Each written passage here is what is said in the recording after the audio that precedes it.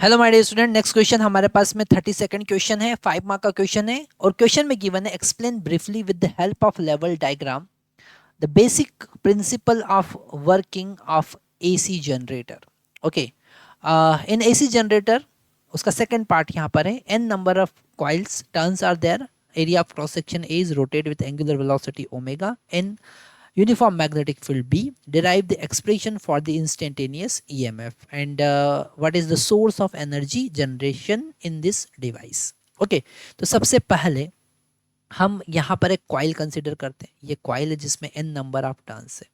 Okay, और इसका area of cross section A है। अब इस कॉइल, ये जो कॉइल है, इसको हमने मैग्नेटिक फील्ड में रखा। ओके, तो मैग्नेटिक फील्ड में रखने के लिए हमने यहाँ पर परमानेंट मैग्नेट का यूज़ किया। वैसे आप इलेक्ट्रोमैग्नेट का भी यूज़ कर सकते हैं। तो परमानेंट मैग्नेट का यूज़ किया हमने नॉर्थ टू साउथ, है ना। तो यहाँ पर मैग्नेटिक फील्ड प्रेजेंट है।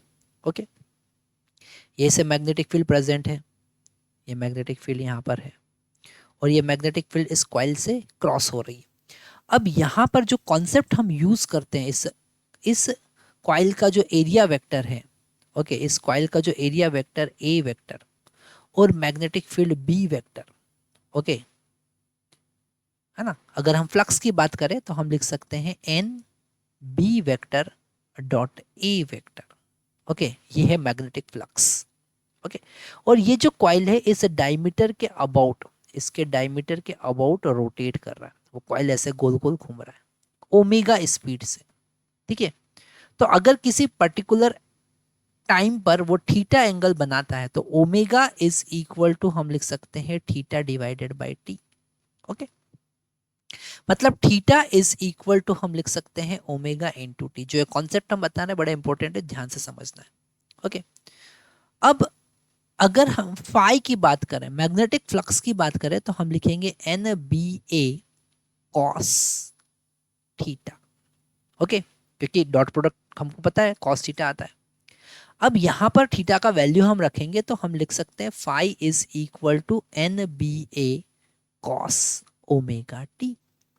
ओके, अब ये वेरिएबल आ गया, क्या आ गया, वेरिएबल फ्लक्स, है ना। यहाँ पर जो फ्लक्स में चेंज आ रहा है वो एंगल चेंज के कारण आ रहा है। एरिया चेंज नहीं हो रहा, मैग्नेटिक फील्ड चेंज नहीं हो रहा, एंगल चेंज हो रहा है। तो जो फ्लक्स है वो कंटिन्यूसली चेंज हो रहा है। इसे अगर हम डिफरेंशिएट करेंगे तो हमको पता है according to the Faraday's law, है ना, इसका डिफरेंशिएशन होगा माइनस एन बी ए, और टी के साथ में जो, क्योंकि टी के रिस्पेक्ट में डिफरेंशिएट कर रहे हैं तो टी का जो कोफिशिएंट है वो आगे मल्टीप्लाई होता है। ये हमको डिफरेंशिएशन का कॉन्सेप्ट पता है। सो ओमेगा का हमने मल्टीप्लाई किया और कॉस का डिफरेंशिएशन हो जाएगा साइन ओमेगा टी। ओके, अगर हम यहाँ पर phi D phi by D T, हमको पता है कि E equal to E M F is equal to minus D phi by D T होता है, और इसका वैल्यू यहाँ पर रखेंगे तो ई इज इक्वल टू हमको मिला एन बी ए omega sine omega t. N B ए ओमेगा साइन ओमेगा टी, ये हमको मिल रहा है। ओके, ठीक है, और ये जो है that is the peak value. तो ये इंस्टेंटेनियस ईएमएफ जो मिला वो मिला ई एम, इसको हमने पीक वैल्यू कहा। E M is equal to into sine omega T. So that is the instantaneous EMF. Okay, instantaneous EMF.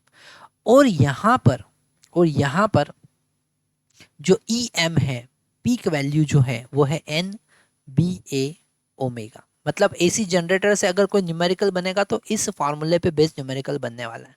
तो आपको ये फार्मूला अच्छे से याद रख लेना है।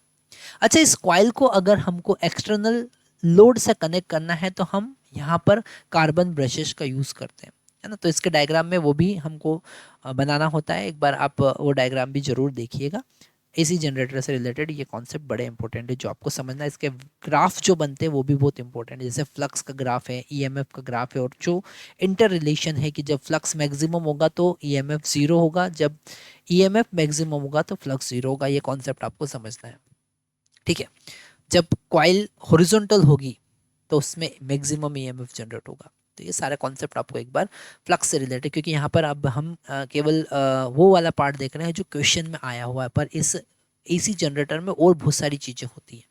ठीक है, क्योंकि इसमें ग्राफिकल रिप्रेजेंटेशन, फ्लक्स का और ईएमएफ का ग्राफ कैसे एंगल के साथ में वेरी कर रहा है, कैसे साइनसोइडल ग्राफ आपको मिलेगा, वो समझना बहुत ज़्यादा जरूरी है। तो उनको भी आप एक बार जरूर देखिएगा। ठीक है, यहाँ पर